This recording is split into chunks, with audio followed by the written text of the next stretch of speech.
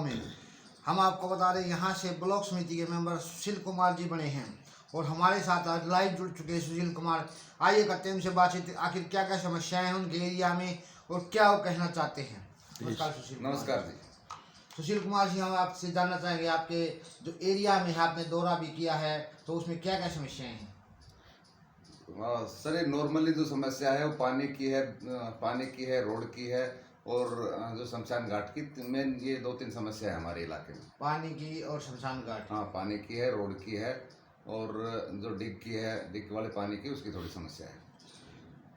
आपके एरिया में जैसे कुछ एरिया में हमने देखा है जल भराव की स्थिति बनी हुई है। हाँ, अभी भी बनी हुई है। अभी जैसे गेहूं की फसल भी बिजाई भी नहीं हो पाई थी, तो आपके क्षेत्र में इस प्रकार की समस्या है या नहीं है। नहीं, हमारे गांव का जो निकास है पानी का वो ठीक है, लेकिन वहाँ से जो फर्दर है ना, वहाँ से जो डिस्ट्रीब्यूट है वो दिक्कत आ रही है, वहाँ से नहीं हो पा रहा आगे से। गांव में तालाब भी है। हाँ, गांव में तालाब है, लेकिन जो गांव का गंदा पानी है उसी तालाब में जा रहा है। उसी तालाब में जा रहा है। हाँ जी। तो उस तालाब की मतलब पहले पानी निकासी होनी चाहिए। हाँ, पानी और पानी निकासी करवा के फिर उसकी तालाब की छटनी हो। हाँ, बिल्कुल। हम वो गए थे, जो काडा डिपार्टमेंट बोलते हैं ना इसका, जो फर्दर जो उस पानी को डिस्पोज ऑफ करते हैं, उनसे बातचीत हुआ था। उन्होंने हमारे गांव का जो इसका गंदे पानी का निकासी के लिए काडा वालों ने एस्टिमेट बनाया हुआ है, उनके पास प्रोसेस में है। प्रोसेस में है। हाँ जी। तो आपका काम हो जाएगा। हाँ बिल्कुल, मैंने बात किया था उनसे। उन्होंने बोला कि आपके गांव का हमने पहले सर्वे किया हुआ है, वो पानी को निकाल के कहाँ कहाँ खेतों में सप्लाई किया जाएगा वो सारी कार्रवाई हो रखी है। आपके एरिया में पीने के पानी की समस्या भी है। पीने की पानी की समस्या है पहले, लेकिन आजकल हमारे यहाँ जो डिग से पानी सप्लाई हो रही है, ऐसी कोई मेजर समस्या नहीं है। पीने के पानी की वैसे समस्या ना कोई समस्या हमने नहीं देखा है कुछ एरिया में खारा पानी आ रहा है। हाँ, खारा नहीं। अब पहले था हमारे यहाँ 2 ट्यूबवेल थे जो अभी बंद है। अभी जो हमारा गांव में जो पानी सप्लाई है सारा डिग से आ रहा है। डिग से आ रहा है, बढ़िया पानी आ रहा है। बढ़िया पानी आ रहा है। और कोई गांव में जैसे और आपके क्षेत्र में जो गलियां हैं उनकी व्यवस्था कैसी है आपके गांव में। देखो, मेरे गांव की ऐसी कोई स्पेशली कोई गली इतनी कोई खराब नहीं है। एक आध गली, मैक्सिमम गली पक्की बन चुकी है। एक आध गली का आप मैं कह नहीं सकता जो पेंडिंग में है, वो इस योजना के तहत बन जाएगी। सर, आपने पहले देश सेवा की, तो आर्मी में थे आप, कितने साल आपने देश सेवा की। मैंने 30 साल आर्मी में जॉब किया, वो 2014 में रिटायर आया था। उसके बाद अभी मैं गांव में समाज सेवा कर रहा हूँ। तो सर, जैसे आपके क्षेत्र के ज़्यादा से ज़्यादा युवा देश सेवा में जाएं, आर्मी में जाएं, उसको लेकर आपके क्या प्रयास रहेंगे। देखो, उसके लिए हमने हमारे गांव में पंचायत की ज़मीन है और उसके लिए हमने स्टेडियम के लिए कोशिश कर रहे हैं।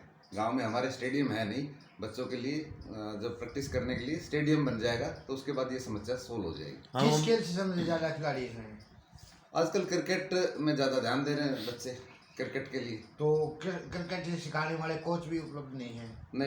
नहीं है। हमारे यहाँ एक एकेडमी, प्राइवेट एकेडमी खोली हुई थी जो अभी फंक्शनल नहीं है, लेकिन उसके लिए हमारे पास सफिशेंट ये जगह है और स्टेडियम बन जाएगा। इसके लिए हमने मंत्री जी से बात किया हुआ, इस योजना में ये काम कंप्लीट होगा। मतलब उन्होंने आश्वासन दिया कि बिल्कुल आश्वासन दिया है। हमारे गांव में स्टेडियम है नहीं, हमारा बड़ा गांव है आसपास के इलाके को देखते हुए, लेकिन स्टेडियम की व्यवस्था नहीं थी, तो अभी हो जाएगी। स्टेडियम के लिए पंचायती जमीन गांव पर में उपलब्ध है। हाँ बिल्कुल उपलब्ध है। रोड के जो हमारे जो स्कूल के पास में पंचायत के कई किले हैं, वहाँ पर मैंने सरपंच से बात किया था, दिया हुआ जमीन दिया हुआ। हाँ, तो लेकिन वो काम प्रोसेस में हुआ नहीं है, हो जाएगा स्टेडियम का। महिलाओं के लिए आप क्या करवाने का प्रयास करने वाले। जो महिलाओं के लिए तो जब मैंने तो ऐसा कुछ नहीं है मेरे दिमाग में। जैसे सिलाई सेंटर, कढ़ाई सेंटर, इस प्रकार की योजनाएं लेके आएंगे। अभी तो हम शुरुआत है ना, हमारा 6 महीना भी नहीं हुआ है। अभी जैसे जैसे समस्या आएगी पता लगेगा कि लेडीज में हाँ, महिलाओं से संबंधित जो भी समस्या आएगी उनका आप निदान करोगे जी। बारे में बताया जाएगा। बिल्कुल सर। स्वच्छता और सौंदर्यीकरण के लिए आपके क्या प्रयास रहेंगे। जैसे गांव में साफ सफाई को लेकर, पेड़ पौधों के लिए, सब साफ सफाई के लिए अभी भी ये सरपंच ने हमारे गांव में चारों साइड की फिरनी वगैरह साफ करवाई थी और लोगों को हम अवेयर कर रहे हैं कि आप बाहर कचरा नहीं डालें। जो ये हेल्थ डिपार्टमेंट से जो ट्रैक्टर वगैरह है वो गांव में लगाए हुए हैं, दोनों टाइम सुबह के टाइम वो ट्रैक्टर वो कचरा उठा के ले जा रहा है, वो डिस्पोज ऑफ कर रहा है। तो ऐसी मेजर समस्या नहीं है, लेकिन बड़ा गाँव है, इसमें थोड़ी बहुत तो है, गंदगी तो है, मैं मानता हूँ। आपके एरिया में, आपके क्षेत्र में चिकित्सा व्यवस्था कैसी है? हमारे गांव में जो मेडिकल की छोटी ब्रांच है, पीएससी बोलते हैं, सीएससी बोलते हैं, मुझे नहीं पता। PHC जी। हाँ, पीएससी बोलते हैं, वो है। और हमें थोड़ी मेजर प्रॉब्लम के लिए गुरावड़ा जाना पड़ता है। गुरावड़ा सीएचसी जो भी है, वहाँ हमें अच्छा ट्रीटमेंट मिल रहा है। मतलब सर यहाँ 24 घंटे डॉक्टर उपलब्ध रहते हैं? नहीं, 24 घंटे यहाँ नहीं रहते। तो ये तो बहुत बड़ी समस्या है जी। हाँ, हमारे यहाँ तो जैसे पीएचसी है, डॉक्टर सुबह आते हैं और शाम को वापस जाते हैं। तो आपके प्रयास रहेंगे कि 24 नहीं, घंटे? बिल्कुल, हॉस्पिटल हमारे उसके लिए अप्लाई किया हुआ है ना। अच्छा जी। अभी आप आए हैं, मेरे पास तो सारे डॉक्यूमेंट्स नहीं है। बिल्कुल नहीं तो जी। हमने जो भी प्रस्ताव है हमारे यहाँ डॉक्टर वगैरह के लिए, हॉस्पिटल के लिए सब दिए हुए हैं।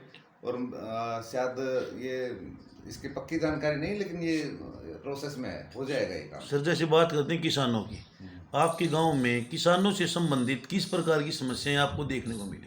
सबसे ज़्यादा प्रॉब्लम लेबर की। लेबर है ही नहीं हमारे गाँव में। अच्छा जी। हमारा गांव जितना है सारा बाहर के लेबर पे डिपेंड करता है। अच्छा जी। चाहे यूपी से आए, चाहे बिहार से आए, या फिर मशीनों पे डिपेंड करता है। गांव की लेबर में लेबर गांव में है नहीं, बिल्कुल भी नहीं। जो या तो आपके घर में कोई काम करने वाला है तो आप कर लो, अदरवाइज आप दूसरे पे डिपेंड रहोगे तो हाँ मतलब पूर्ण रूप से दूसरे के ऊपर डिपेंड है। दूसरे पे डिपेंड है। लेबर की बड़ी समस्या है। तो खेतों के रास्ते वगैरह अपने यहाँ पर कच्चे हैं या? खेतों के रास्ते हमारे जो है वो 2 क्रम के रास्ते हैं। अच्छा वो जी। मंत्री जी से बात किया था हमने। हाँ जी, हाँ जी। 2 क्रम के रास्ते बोलो हम नहीं बना सकते, कम से कम 4 क्रम का होना चाहिए या 5 क्रम का होना चाहिए, तभी वो रास्ता बना सकते हैं। बिल्कुल जी। हाँ, तो उसके लिए भी हमने इसका जो हमारा जिला पार्षद है उससे भी बात किया था। कोशिश करेंगे उसकी ग्रांट से या कोई और ग्रांट मिला करके जो खेतों के जो 2 क्रम के रास्ते हैं उनको पक्का उनको करो, करने की। आपका प्रयास रहेगा। हाँ हाँ, बिल्कुल है। कोई ऐसी समस्या है जिसका निदान करना बहुत जरूरी हो?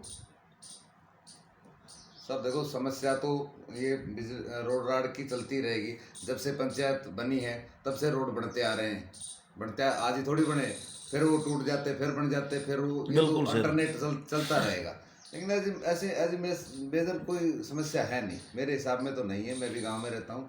पहले जब पानी नहीं होता था ट्यूबवेल का, तब भी काम चलता था, आज भी चल रहा, आगे भी चलेगा। तो पीने के पानी की उचित व्यवस्था है जी? हाँ बिल्कुल, 100% है। अभी जो हमारे गांव में पहले 2 ट्यूबवेल थे, बिजली विभाग की कोई समस्या है उसमें, बिल नहीं भरा पिछली पंचायतों ने, तो वो बंद कर दे रखे हैं। इस तरह गांव पहली बार देखने को मिला जी। ज़्यादातर गांव में पीने के पानी की बड़ी समस्या रहती है, जिससे महिलाएं भी परेशान होती हैं।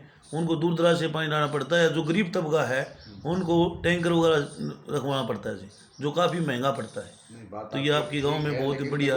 सबकी चॉइस अलग अलग है, किसी ने आरओ लगा रखा है, लेकिन मेरे गांव के मैक्सिमम जो ड्रिंकिंग वाटर है, पीने का पानी है, हमारे यहाँ एक आश्रम है, मुनि जी आश्रम, वहाँ से लेके आते हैं लोग पर्सनली अपना।